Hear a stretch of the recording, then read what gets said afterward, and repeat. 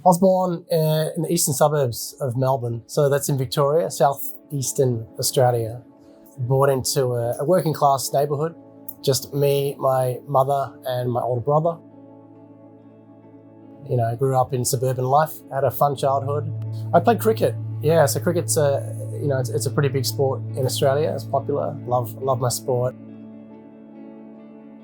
Friend of the family, owned a wine store. To get some money after school, I'd go down and sweep the floors and stack the shelves and put price tags on the wine bottles. It's roll your sleeves up and you work hard. It's kind of the Australian way.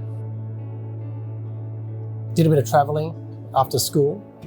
Just backpacked and travelled, which was a lot of fun. I played another season of cricket over there and I kind of used that as a launch pad to travel, which was great. And then came back and got my feet wet in the hospitality industry.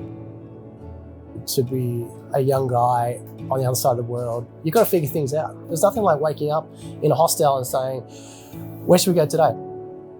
Looking back on it, the most rewarding travels I've had have been in the toughest environments. I thought, I'll go over to New York and just check it out for a month or two and see what it's about. Packed my bags and came directly to New York from Melbourne.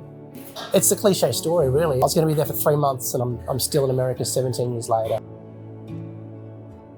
So I was just like, I want to bring a slice of my hometown to here. You know, it's a point of difference, but it really just did come from being homesick and wanting to share that culture with people from America. Just started looking at spaces available in Manhattan and I found a space. I was with the real estate lady who's showing me the space. I didn't know how any of this worked. And I said, I'd offer this much. And the next thing she goes, they've accepted it. I'm like, what are you talking about? She said, yeah, you need the money in like 3 weeks. I was like, I never said.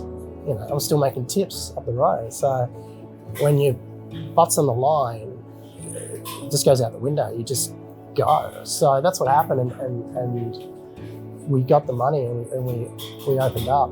We opened up in 2014. The first Flinders Lane was in the East Village. So, and it just took off. And it was tiny. It was absolutely tiny. But it was fun. If we're having fun, we're doing the right thing. The Flinders Lane, the area in Melbourne is an urban area. Lots of graffiti, and it's graffiti that's celebrated. There's actual art. Put a lot of thought into it. The city kind of protects it and encourages, new art to go up.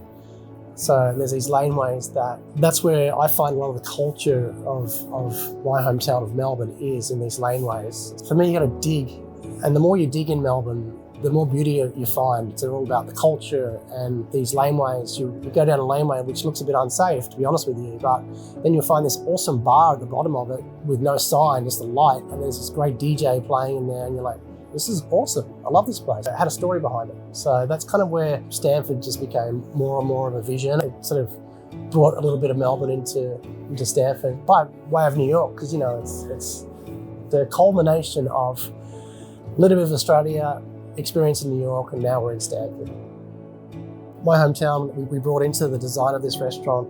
On the back wall of the restaurant, we have lyrics from an artist called Paul Kelly, one of my favourite artists. He's a Australian folk singer, if you like, sings great songs about Australia and Melbourne, and that song on the wall is leaps and bounds about my hometown of Melbourne. And then there's a skipping girl with a neon rope on the back wall that's inspired by a vinegar brand or factory. It had this logo, the skipping girl, on top of it, and it would flash. The company went out of business, and so they tried to take the sign down, and everyone in Melbourne said, no, we love her, keep her up. So she became a bit of an icon to Melbourne. It's being able to cater to people's needs. If you want to be left by yourself and grab a drink at the bar by yourself, you've got it. If you want to come for a business dinner, you've got you. If you want to come for a date, there's something for that as well.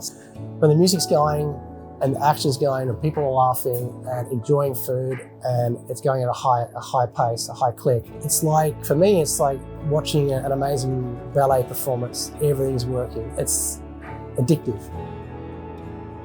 It's giving people the platform, the area to come in and be themselves, escape from their world for a couple of hours, feel like they've travelled a bit, get a bit of a taste of Australia, and to feel recognised. I think, it's feeling recognised is for me in hospitality such an important thing.